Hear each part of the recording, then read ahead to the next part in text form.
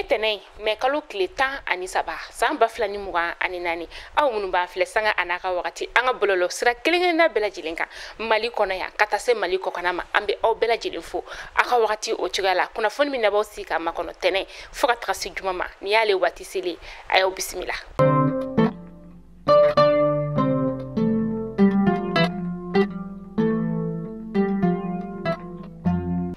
Kuna fondamnela bi femiye maliandon ka si ka kuma unu ɲɔgɔn wala sa bɛn ani kilenya o be se ka sabati jamana ale kɔnɔna cogoya mina a kuncɛra jumadon mɛ kalo tile 10 san 2020 ani nani seisebe ale kɔnɔna an ka faba la yanno an ka cɛmancɛ fanga jamana ɲɛma n'o ye colonel Asimi Goita ye ale ye baara in bɛɛ lajɛlen ni ka kuncɛ a ka kuma kɔnɔna a ye foli ni tanunikɛ ka ɲɛsi baara in labɛnbaw ma ka b'a daminɛ fo kana se a laban o ma ko si ka kuma o de kɔni be basigi ani kelenya ni ka o sabati jamana o kɔnɔna la maliendenw ka si ka kuma falen u ni ɲɔgɔn cɛ kuma damadama o bɔra a kɔnɔna la min ni o kɛra malienw olu ka laɲini o ye o fɔlɔfɔlɔ o be tali kɛ fɛn min kan o de ye charte de la transition ko ka segin ka o kalan kokura ani ko ka dɔ fara transition ale kuntagala o kan san 2 ka taga se fo san 5 bɔɲɔngo o ma colonel Asimi Goita ko ale ka kɛ cɛbɔ ye kalafili nata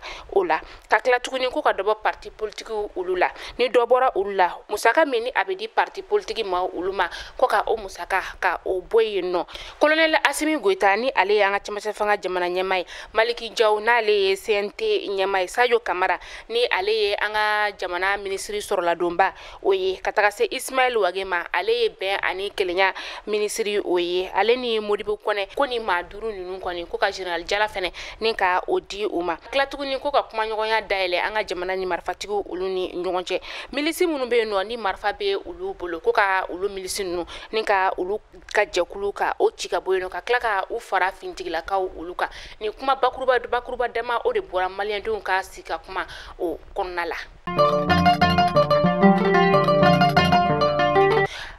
Fintigilaka ma damadama olu farala ɲɔgɔn min n'u a ɲɛmaya tun be major général des armées général de division bolo n'o ye Umar Jara ye u sera alamusado mɛ kalo tile 9 san 2024 ɲɔgɔnshɔtikaw olu fɛ yen nɔ kɛrɛnkɛrɛnna sa fɛn min ye Mauritaniekaw ka jamana o kɔnɔna ye an ka ni fintigilaka ninnu kɔni ta kun ye fɛn min ye o de ye ka taga kuma ɲɔgɔnya o la Mauritanie jamana o kɔnɔna la kɛrɛnkɛrɛnna sa teriya sira min be Mali ni Mauritanie cɛ fintigilakaw ka sira o fanfɛla la ni kuma ɲɔgɔnya kɔnɔna la sa u ye kuma falen kɛ fɛn caman o kan Mali ni Mauritanie ka bolo di ɲɔgɔn ma fo ka taga se kuma minnu ni olu tun be bɔlɔlɔsiraw olu fɛ k'a yira k'a fɔ ko Mali ni Mauritanie kɔni tun be ɲɔgɔn na kɛrɛnkɛrɛnna sa ko Mali ye a ka yɔrɔ dɔ kɔni ni ka o minɛ Mauritanie la sika kumaw kɔni kɛra ko la faamuyaliw sɔrɔla a la.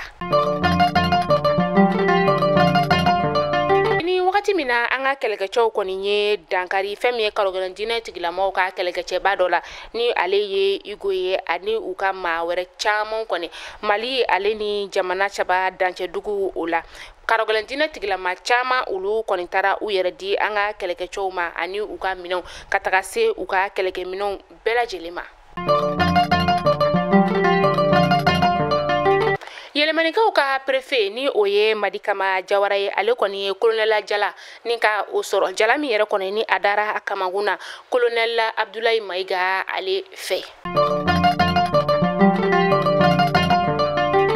San jɛnɛ misiri ale kɔni be mun jɛnɛkaw olu fɛ ni ka a bari kokura o ye ɲinata o kɛra kunu sibiri sɔgɔma mɛ kalo tile 12 san 2024 a kɔni kɛra sababu sa ni ka maa bayirika caman ka olu de fara ɲɔgɔn kan jɛnɛ dugu o kɔnɔna la min ni u jɛra ka ni misiriba in kɔni ka ale mun kura ye nisɔndiya ani kelenya o kɔnɔna la jɛnɛ misiri muni a be ta ka bila an ka seko n'an ka dɔnko minɛnw olu kɔnɔna la. Ni wagati na kayikaw be se k'a fɔ ko tare ka sababuya kɛ pankurun kɔni ale bena pani daminɛ ka bɔ kayi kana an ka faba o kɔnɔna la sɔngɔ damatɛmɛja o la min ni Mali ni Burkina Faso kɔni u bolo di ɲɔgɔn ma walasa ka se ka nin pankurun kɔni ni ka ale sigi sen kan a baaraw yɛrɛ bena kolomokari sini mɛ kalo tile 14 san 2024. Ni wagati na an ta ka studio tamani ka kunnafoniya ulu kɔnɔna la kurantigɛ kɔni ale be Bafulabe kaw fe no ame wakati mina ina fɔ sisan na Bafulabe ni alamini o ka sababu kɛ ko pan dɔ de kɔni be manatali yɔrɔ o la abe lɛrɛ 48 bɔ bi kuran kɔni tɛ Bafulabe na lamini o kɔnɔna la ame wakati mina ina fɔ sisan no funteni kɔni ale fanga ka bon kosɛbɛ maaw tɛ ka jisuma kɔni sɔrɔ ka o mi kuma tɛ glasi yɛrɛ o kɔni ma fɛn min ye sumaraso minnu kɔni n'olu be kɛ dɔgɔtɔrɔso olu kɔnɔna la baara tɛ ka kɛ o si la ka sababu kɛ u tɛ ka se ka su yɛrɛ kɔni ni ka olu mara maloforotigi olu fana kɔni jɔrɔlen don kɛlɛnkɛrɛn sa jaje fara maloforotigiw ka sababu kɛ u tɛ ka ji kɔni sɔrɔ ni ka kɛ u ka maloforo olu kɔnɔna la ni jɔrɔ o bana jagokɛlaw ni diɲɛ magobatigiw la an bɛ don min na i n'a fɔ bi ala ni kuma e frère cargo express ale sababuya la k'u cogo sini jamana o kɔnɔna la ka se ka africains ni ka olu lafiya minan ci o la i b'a fɛ ka i ka minan ci kana ba maliba o kɔnɔna la k'a ci ka taa Côte d'Ivoire Togo Congo RDC Congo Brazzaville Mozambique ale ni Angola kuma e frère cargo express be i ka minan ni ka a emballé fo k'a ɲa k'a ci ka taa i sɔrɔ i sigiyɔrɔ la ka sɔrɔ i ma degun sɔrɔ a la ka sɔrɔ i ka minan ma dayɛlɛ ka sɔrɔ i ka minan fana ma tunu o kuma la aw maa minnu fana bɛ yen nɔ ko aw sigilen bɛ ba maliba o kɔnɔna la aw b'a fɛ ka wari ci ka taga Chine jamana kɔnɔna la ka minan san ni k'a ci kana di aw ma Mali kɔnɔna la ka sɔrɔ aw ma tɔɔrɔ kuma e frère cargo express bɛ aw ka ci bɛɛ lajɛlen ɲɛnabɔ aw ye ka aw to aw sigiyɔrɔ la ni ka a ci kana Mali o kɔnɔna la n'aw b'a fɛ ka kunnafoniya wɛrɛ ka o sɔrɔ a ko kan a ye Kisima ka nɛgɛjuru sira a y'o banba 0086 13 72 80 20 264 kuma ale ka nɛgɛjuru sira 0086 18 52 02 14 547 Mali la yan nɔ Boubacar Kane ale ka nɛgɛjuru sira 78 44 44 42 Mamadou Jabi ale ka nɛgɛjuru sira 71 86 86 02 kuma e frère cargo express ka i to Mali la yan nɔ ka wari ci ka taa Chine jamana kɔnɔ k'i ka ci ɲɛnabɔ olu de bɛ se ka o k'aw ye damu ani lafiya kɔnɔna la o kuma la a y'u ka nɛgɛjuru siraw banba walasa aw bɛ se ka lafiya minan ci ko la cogoya min na. Gawkaw ulu feno taji fana ale sɔngɔ yɛlɛlen don a bɛ dɔgɔkun kelen bɔ an bɛ don min na i n'a fɔ bi Gawo dugu o kɔnɔna la taji min n'ale litiri kelen tun bɛ feere sefa wari 150 an bɛ wagati min na i n'a fɔ sisan taji kɔni litiri o bɛ ka feere sefa wari 200 o la Gawkaw ulu feno taji feerelaw olu y'a yira k'a fɔ ko ne ye ko taji kɔni sɔngɔ o gɛlɛyara ko taji kɔni tun bɛ bɔ Algérikaw ulu de fɛ yen nɔ dugulamaw olu ye laɲini kɛ ko ka taji kɔni ka segin a nɔ la k'aw ladɔnniya k'a fɔ ko taji yɛrɛ kɔni tun bɛ feere Gawo dugu o kɔnɔna la sefa wari 600 de la. Jamana marabagaw ye misiri belebele saba ni ka o jɔ ka o di Yuwaru dugulamaw olu ma lampandɛra 30 o fɛnɛ kɔni dira projet solidarité Ramadan ma olu fɛ nin kɛra nisɔndiyaba ye u ka marabolo tigilamaw bolo u ye foli kɛ ni ka ɲɛsin alisilamɛw olu ma ka tila k'a yira k'a fɔ ko nin bɛna kɛ sababu ye sa ni ka se ka seli kɔni ka o nɔgɔya silamɛw olu bolo ka tila tuguni gerebuden minnu bɛ yen nɔ nin bɛna olu fɛnɛ ka kalan kɔni ni ka o nɔgɔya duwawu don o kɛra maa minnu ye nin lampandɛri kɔni di u ma ka tila tuguni k'a laɲini fɛ k'u ka misiri tɔw fɛnɛ bɛ yen nɔ k'u ka lampandɛri kɛ olu fɛnɛ na. Senfagabana bolociw kɔni daminɛna kabi juma tɛmɛnen mɛ kalo tile 10 san 2024 Yoroso n'a lamini o kɔnɔna la denmisɛn 94 na kunkanfɛn de bɛ yen nɔ minnu ni olu kɔni bɛna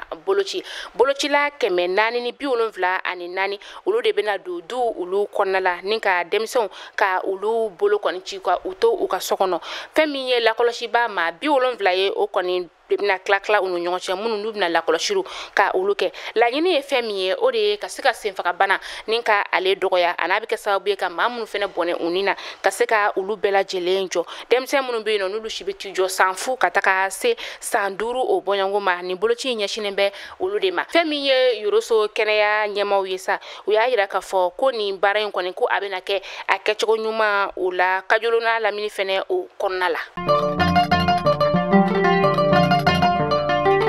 Ko kan kibaru la an bɛ taa Senegalikaw ka jamana o kɔnɔna la fɛn min ye Rwanda jamana ɲɛmaa ye ni o ye Paul Kagame ye ale kɔni taara Senegalikaw ka jamana o kɔnɔna la sibirido min ni Senegal jamana ɲɛmaa yɛrɛ kɔni ye a bisimila a ka jamana o kɔnɔna la ni o ye Basiru Jomaya Faye ye taara lɛrɛ 48 ni ka o de kɛ Senegal jamana o kɔnɔna la takun ye fɛn min ye sa o de ye ka taa tɛgɛdi ɲɔgɔnma min bi a ka jamana ni Senegal ni ɲɔgɔn cɛ o bɛ se ka sinsin cogoya min na. Nigérian ka ministri ɲɛma sibirido mɛ kalo tile 11 san 2020 ani 4 ale kɔni y'a yira ka fɔ ko olu ka jamana sira kɔni ko tɛna dayɛlɛ Benin o ye ka sababuya kɛ ko Benin kɔni ye jamana min ni nanzaraw ka kɛlɛkɛcɛw de bɛ u ka jamana o kɔnɔna la minnu u bɛ ka karɔgɔlɛ dinɛ tigilamɔgɔ ka olu labɛn ka taga bingani wale ta ka olu ka jamana kɔni o sɛgɛrɛ a ye ni kunnafoni ni k'a di kunnafonidilaw olu ma fɛn min ye u ka ministri ɲɛma ye n'u o ye Ali Lamina Zaini ye. Kayeni kalaya ba min ni a bɛ jamana fantan naani bɛɛ lajɛlen kɔnɔna la an bɛ wagati min na i n'a fɔ sisan nɔ Gabonkaw ka jamana o kɔnɔna la cakɛda min ni ale bɛ kuran di jamana kɔnɔdenw ma ni wagati in na u kɔni tɛ ka se kuran ale kɔrɔ kosɛbɛ ka sababuya kɛ maaw olu ka kuran baara a ka ca kosɛbɛ maa caman bɛ yen nɔ olu bɛ sumaya baaraw ni ka olu de kɛ u kunna min n'o bɛ kuran kɔni fanga o sama kosɛbɛ walasa bɛɛ lajɛlen ka se ka kuran kɔni ni ka o sɔrɔ cakɛda min bɛ kuran di u ma olu kɔni ye wagati ni ka o de di maaw ma dɔgɔkun o kɔnɔna la kurantigɛ waati ani kuran bɛ sɔrɔ waati min na ni ka o di walasa bɛɛ lajɛlen bɛ se ka dɔɔni sɔrɔ kuran o kɔnɔna. Kunnafoni jabarani lajɛbaw kunnafoni damadɔ tun bɛ an bolokɔrɔ bi tɛnɛndonya na ni k'a da kelen-kelenna bɛɛ lajɛlen tulo kan o de tun ye ni Ala m'an ka jɔnya joona aw ni an bɛ ɲɔgɔn sɔrɔ sini inshallah kunnafoni kuraw olu kɛnɛ kan aw k'an bɛn don n'a nataw la.